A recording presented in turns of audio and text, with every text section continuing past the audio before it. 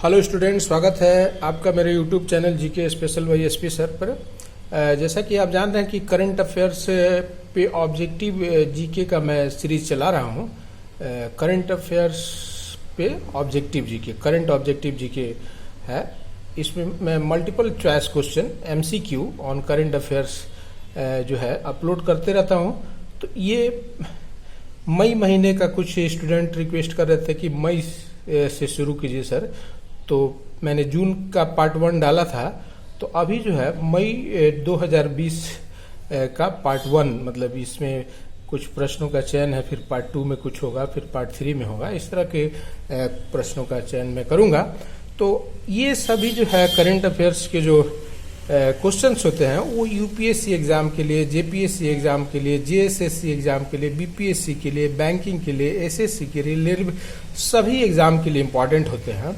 तो इसमें मैं करंट अफेयर्स का तो डिस्कशन करूंगा ही, साथ ही उसका जो मतलब कि जो एवरग्रीन टाइप का वो क्वेश्चन होता है, जो हमेशा प्रश्न पूछे जाते हैं, तो उनको मैं एक्सप्लेनेशन में डील करने का प्रयास करूंगा।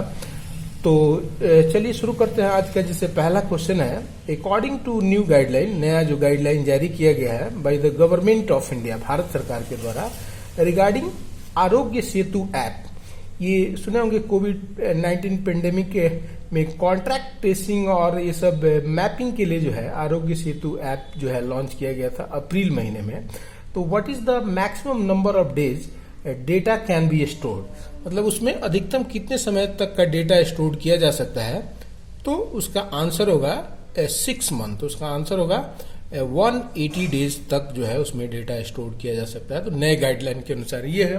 तो अब ये आरोग्य सेतु ऐप आपको जानना चाहिए कि आरोग्य सेतु ऐप जो है ये एक तरह का क्या है, तो एक तरह का मोबाइल एप्लीकेशन है ना, जिसको डेवलप किया गया है किसके द्वारा, तो नेशनल इंफॉर्मेशन सेंटर, सुने होंगे, ये बहुत इंपॉर्टेंट होता है, निक किसको बोलते हैं, नेशनल इंफॉर्मेशन सेंटर के द्वारा, जो किसके अंतर्गत है, तो ministry of electronic and information technology.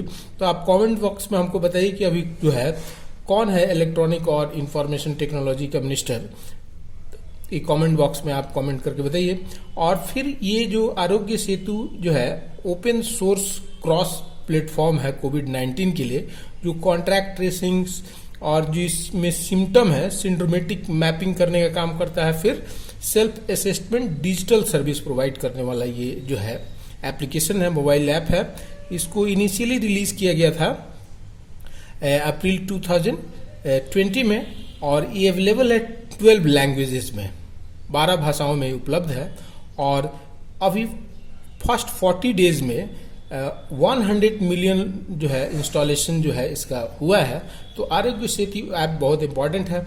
इसके अलावा कोविड-19 पेंडेमिक करके मैंने एक वीडियो बनाया है, जो जितने भी कोविड से प्रश्न पूछे जा सकते हैं, मतलब बायोलॉजी से रिलेटेड, वायरोलॉजी से रिलेटेड, उसके उस सब पहलू पे, फिर जो उसका करंट जो ये है सब पे मैंने वीडियो बनाया है, तो उसको आप देख सकते हो, बहुत इंपॉर्टेंट है। वो कोविड-19 पेंडेमिक करके एक वीडियो है, वो मैंने अपलोड कर दिया है, ताकि कोविड का सारा प्रश्न वहीं से आपको है।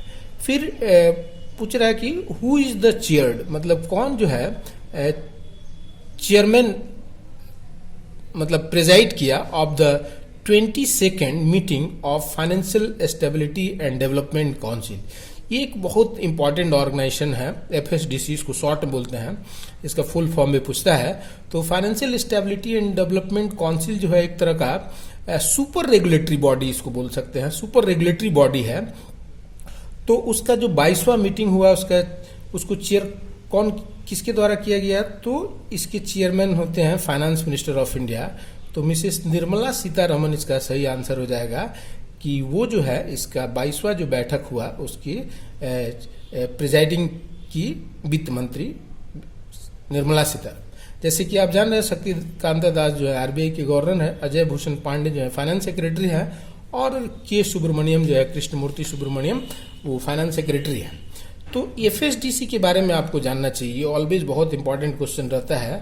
FSDC financial stability and development council है, जो एपेक्स सुपर रेगुलेटरी बॉडी है। जैसे रेगुलेटर तो आप जान रहे हैं, जैसे आरबीआई रेगुलेटर है, सेबी रेगुलेटर है, पीएफआरडीए रेगुलेटर है, आईआरडीए है, insolvency and bankruptcy board of India, ये सब रेगुलेटरी बॉडी है। तो ये सब रेगुलेटरी का भी सुपर रेगुलेटरी बॉडी है आपको एफएसडीसी। तो इसको इस्टेब्लिश किया गया था 2010 में, और इसके चेयरमैन होते हैं फाइनेंस मिनिस्टर ऑफ इंडिया, जैसे कि अभी हैं मिसेस निर्मला सीतारमन, तो वो अभी इसकी चेयरमैन है। और फिर इसमें 10 मेंबर्स होते हैं, जिसमें जो है फाइनेंस सेक्रेटरी जो अजय भूषण पांडे हैं, चीफ इकोनॉमिक एडवाइजर इसके मेंबर होते हैं, फिर गवर्नर ऑफ आरबीआई इसके मेंबर होते हैं, और फिर chairman SEBI, pension fund regulatory and development authority, फिर आईआरडीए, इंसॉल्वेंसी, बैंक्रप्सी बोर्ड, ये सब रेगुलेटरी बॉडी है। तो 10 इसके मेंबर होते हैं। तो ये आप समझ सकते हैं कि ये बहुत इंपॉर्टेंट ऑर्गेनाइजेशन है, और इससे अक्सर एग्जाम में प्रश्न पूछे जाते हैं। तो ये जानते रहिए एफएसडीसी के बारे में। और फिर ये इसके लिए अगर ये सब जो आप पोस्ट पे कौन कौन लोग हैं, तो इसके लिए देखिएगा मैंने एक वीडियो बनाया है, latest who's and who national. तो जितने भी नेशनल लेवल में latest who's and who appointed हैं, उनका मैं अलग से वीडियो बनाया हूं, तो उसको भी आप देख सकते हैं, वो बहुत फायदेमंद है। फिर उसी तरह से दूसरा क्वेश्चन ये हो गया। फिर तीसरा प्रश्न है कि कौन सा कंट्री का कैबिनेट जो है अप्रूव किया है अपना नया पॉलिटिकल मैप, जिसमें इंक्लूड कर लिया है लिपू लेक, जो एक तरह का दर्रा है, और काला पानी और लिम्पिया दुर्रा। ये 3 जो है बहुत विवादित जगह हैं, जो इंडिया और नेपाल के बीच में कंट्रोवर्सी क्रिएट किए हुए हैं। तो ये कैबिनेट का डिसीजन था। अभी तो देखिएगा कि जून महीने में वहां का पार्लियामेंट जो है पास कर दिया है, और वो मैप में दिखा रहा है कि वो नेपाल का पार्ट हो गया, वहां का पार्लियामेंट पास कर दिया। फिर देखिएगा कि इसको डिप्लोमेटिक रिजॉल्व करने का दोनों देशों की तरफ से अभी तक कोई गंभीर प्रयास नहीं किया गया, जिसके चलते सीमा पे गोलाबारी भी हो गया, जिसमें जवान जो है एक जवान की मृत्यु भी हो गई, फिर कुछ जवान घायल भी हो गए। तो ये बहुत मामला जो है बढ़ते जा रहा है। तो इस पर मैं एक अलग से आपको वीडियो बनाऊंगा। तो ये मेन जो है, ये जो एरिया है, ये उत्तराखंड आप देख रहे हैं, इंडिया का उत्तराखंड है, फिर नेपाल है, इधर चाइना है।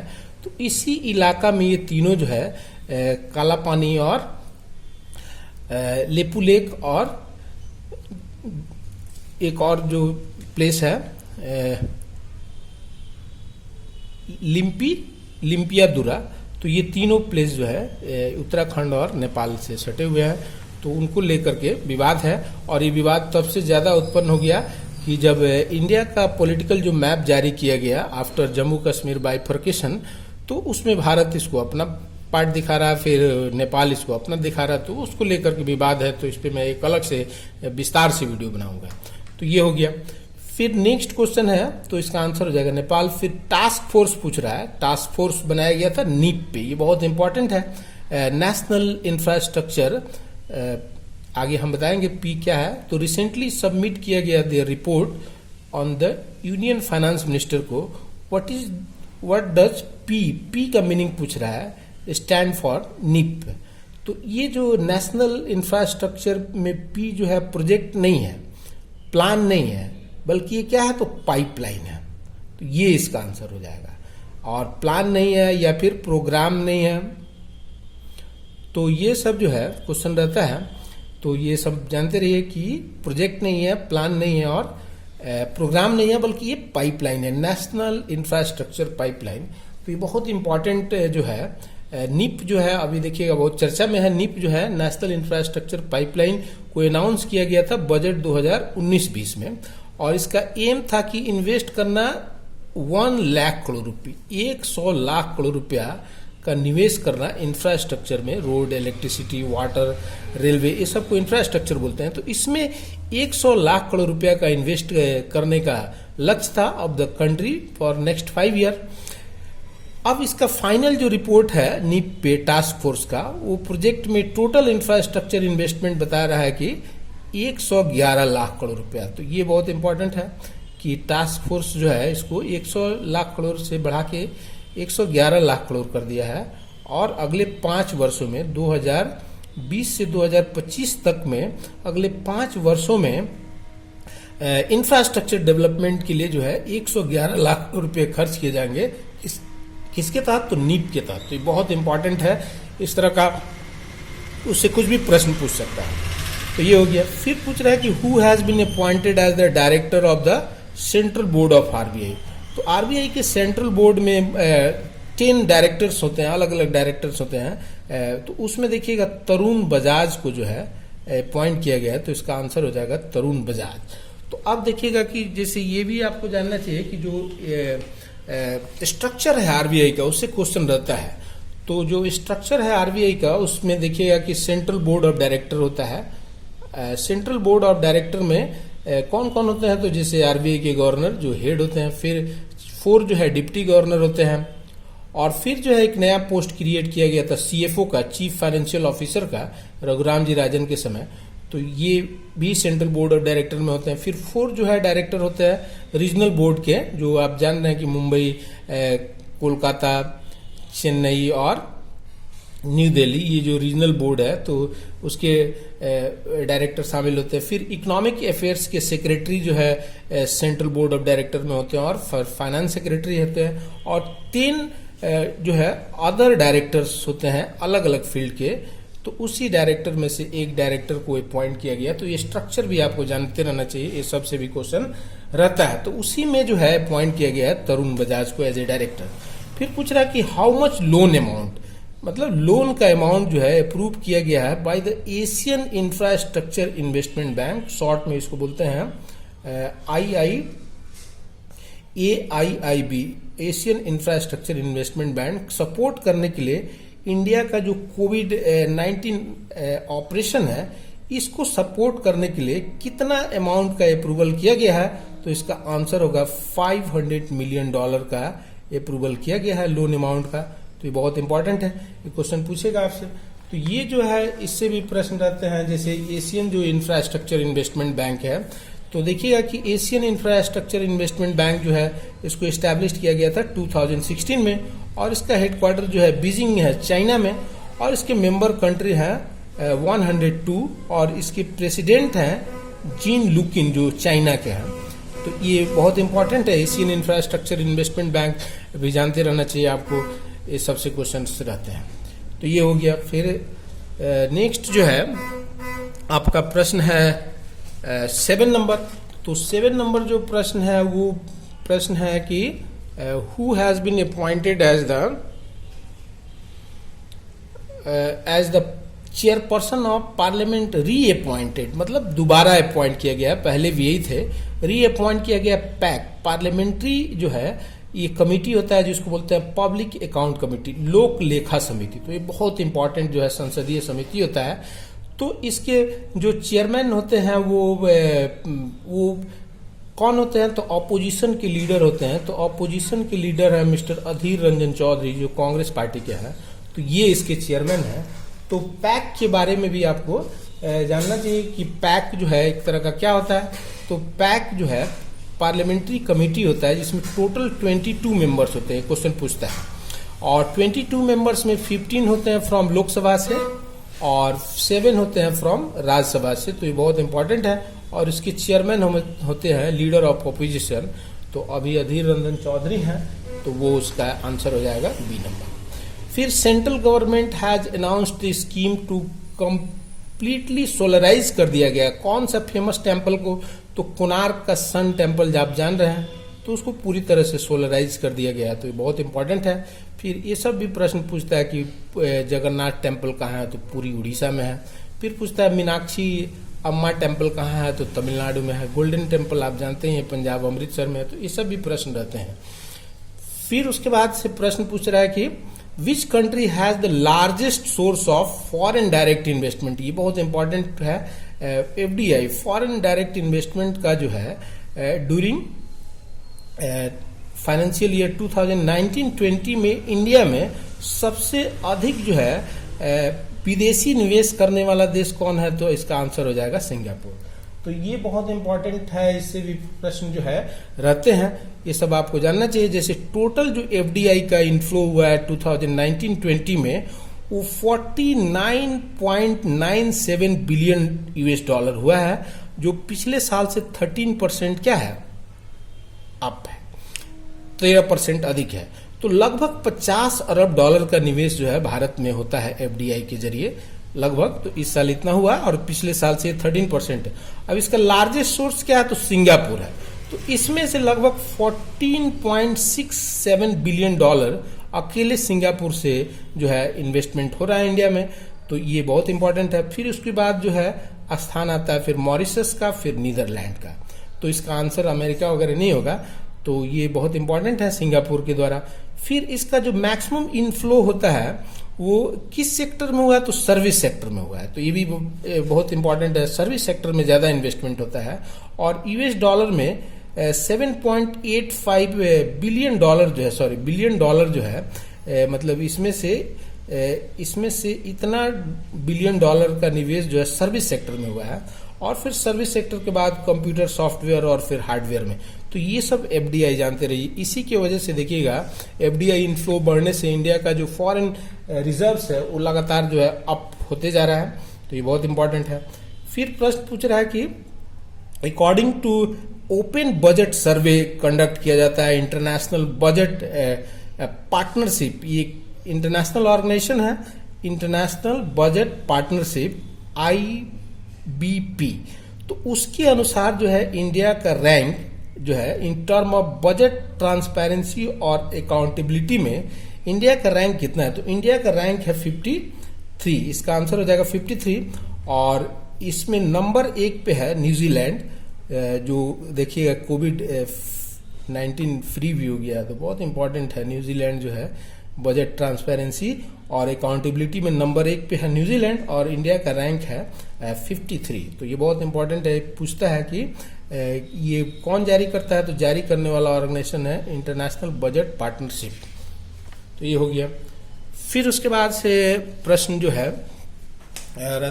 11 नंबर क्वेश्चन है कि जैसे देखिएगा कि यूएस जो है, अमेरिका जो है प्लेस किया है कंट्रीज को इंक्लूडिंग इंडिया, भारत को भी इसमें शामिल किया on the priority watch list. तो प्रायोरिटी वॉच लिस्ट जो है ये किससे इशू होता है, तो ये जो है इंटेलेक्चुअल प्रॉपर्टी राइट्स, जो सुने होंगे इंटेलेक्चुअल प्रॉपर्टी राइट, जो पेटेंट वगैरह जो होता है तो उससे रिलेटेड होता है। तो उस पेटेंट के नियम का उल्लंघन करने के चलते अमेरिका जो है इंडिया को प्रायोरिटी वॉच लिस्ट, तो एक क्वेश्चन पूछ देता है। फिर इसी तरह से देखिए करेंसी मैनिपुलेशन में लगभग 9 देश को शामिल कर दिया है। फिर ट्रेड सैंक्शन बहुत देशों पे उसका चल रहा है। और फिर न्यूक्लियर वारफेयर भी देखिएगा, वो सब कोरिया हो गया, ईरान हो गया, इसके खिलाफ। तो इंडिया के खिलाफ जो है प्रायोरिटी वॉच लिस्ट में शामिल किया है उसको इंटेलेक्चुअल प्रॉपर्टी राइट के तहत। फिर झारखंड जो है बैन कर दिया है मैन्युफैक्चरिंग, सेल, स्टोरेज पे 11 ब्रांड पान मसाला का for a year, curb harmful chemical present in them. तो वो है मैग्नीशियम कार्बोनेट होता है, जो हार्ट डिजीज के लिए रिस्पॉन्सिबल होता है। तो ये सब गुटखा पान मसाला खाने से आपको हार्ट डिजीज हो सकता है। तो उसके चलते जो है झारखंड सरकार उसको बैन कर दी है। तो ये बहुत इंपॉर्टेंट है। फिर सुने होंगे इंडिया का rating which rating agency through its global economic outlook, ये पूछेगा कि ग्लोबल इकोनॉमिक आउटलुक कौन जारी करता है। तो उस रिपोर्ट में एस्टिमेट किया गया है कि इंडिया का जो FY21 का ग्रोथ होगा वो माइनस में होगा 5%, माइनस में होगा 5%। तो माइनस में होगा 5%। तो ये बहुत इंपॉर्टेंट है। इससे क्वेश्चन जो है कोई भी एग्जाम में जाइएगा तो क्वेश्चन जो है पूछ देता है। तो ये जो है क्रेडिट रेटिंग, तो इसका आंसर होगा फिच रेटिंग जो है वो माइनस में बताया है। तो इसमें अब जैसे ये सब है, क्रिसिल है, credit rating information services of India limited, ये इंडिया का रेटिंग एजेंसी है, ये अमेरिका का रेटिंग एजेंसी है। तो ये रेटिंग एजेंसी के सब के बारे में जानना चाहिए। तो क्रिसिल हो गया। फिर इंड्रा जो लिखा हुआ है, इंड्रा जो है इंडिया रेटिंग एंड रिसर्च है, उसको शॉर्ट बोलते हैं इंड्रा, जो बी नंबर ऑप्शन में, ये इंडिया का रेटिंग एजेंसी है। और बिग 3 ऑफ यूएसए बोलते हैं स्टैंडर्ड एंड पुअर्स, मूडीज और फिच। तो स्टैंडर्ड एंड पुअर्स का अनुमान रहा है कि 1.8% के हिसाब से ग्रोथ होगा। ये सब अप्रैल महीने का है, फिर जारी होगा तो फिर देखिएगा ये सब माइनस में चले जाएगा। फिर मूडी का अनुमान है 0.2% का, और फिच का है अनुमान -5% जो है, बहुत ज़्यादा रिसेशन की तरफ बता रहा है इंडिया को। तो ये बिग 3 ऑफ वर्ल्ड का क्रेडिट रेटिंग एजेंसी है, तो उस सब के अनुसार क्या क्या इंडिया का ग्रोथ है आपको जानना चाहिए, और ये सब हमेशा रिपोर्ट आते रहता है, सब अपडेट होते रहता है, तो उसके हिसाब से आपको समझना चाहिए। फिर है रेटिंग, ये समझ में आ गया, तो इसका आंसर हो जाएगा फिच रेटिंग। इंड्रा जो है इंडिया का रेटिंग एजेंसी है, क्रिसिल भी इंडिया का है। फिर उसके बाद से प्रश्न है कि according to recent judgement of the supreme court का एक जजमेंट आया है कि कौन से कैटेगरी को बैंक को इंक्लूड कर लिया गया है सरफेसी एक्ट, सुने होंगे। सरफेसी जो है, ये जो है लोन जो एनपीए हो जाता है उसको रिकवर करने के लिए कानून बनाया गया था, securitisation and reconstruction of financial assets and enforcement of security interest act. ये एक्ट बनाया गया था 2000 में एनपीए रिकवरी के लिए। तो अब पहले जो है इसमें शामिल नहीं था कोऑपरेटिव बैंक, क्योंकि कोऑपरेटिव बैंक का जो गठन होता है वो कोऑपरेटिव बैंक का गठन होता है स्टेट कोऑपरेटिव सोसाइटी एक्ट के तहत, और ये पार्लियामेंट के द्वारा कानून बनाया गया था। तो इसको लेकर के जो है अब कोऑपरेटिव बैंक में भी एनपीए है, तो इसको लेकर के सुप्रीम कोर्ट डिसीजन किया कि भाई ये भी एक बैंकिंग कंपनी है और इस पे भी ये कानून जो है लागू होता है, जबकि पहले ये लागू नहीं था। तो इसका आंसर हो जाएगा कोऑपरेटिव बैंक। फिर मिशन सागर जो है आउटरीच इनिशिएटिव है जो लॉन्च किया गया इंडिया के द्वारा, कवर किया जाएगा कितने कंट्री को, तो 5 जो कंट्री हैं इंडियन ओशन के, सॉदर्न इंडियन ओशन की कंट्री हैं। तो जो है ये मिशन सागर जो है इनिशिएटिव है, कोविड-19 पेंडेमिक की वजह से सॉदर्न एशियन में जो कंट्री हैं जैसे मालदीव्स है, फिर मॉरिशस है, मेडागास्कर है, कॉमरोस है और सेशल्स है, ये 5 कंट्री जो है आइलैंड कंट्री हैं, इंडियन ओशन में है।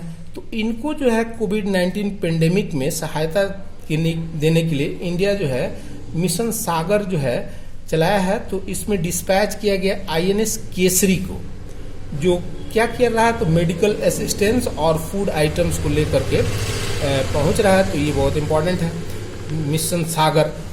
फिर उसी तरह से इसका आंसर हो जाएगा 5 कंट्री, जैसे आप देख रहे हैं उसमें मालदीव है, मॉरिशस है, मेडागास्कर है, कोमोरोस है और सेल्चिस है, 5 कंट्री है। फिर एस्टिमेटेड जो फूड ग्रेन प्रोडक्शन है, अब जीडीपी का ग्रोथ का मैंने अलग से वीडियो बनाया, उसको आप देख सकते हैं कि कृषि के ही वजह से इंडिया का ग्रोथ कुछ इम्प्रूव कर पाया है 2019-20 में। तो इसमें जो है कृषि का रिकॉर्ड उत्पादन हुआ है 296 मिलियन टन जो है, लगभग 29 करोड़ 60 लाख टन जो है खाद्यान्न का उत्पादन हुआ है, और ये पिछले वर्षों से जो है 4 से 5% क्या अधिक है। तो इसके लिए भी मैं ये जीडीपी ग्रोथ का अलग से वीडियो बनाया, तो उसको भी आप देख सकते हैं।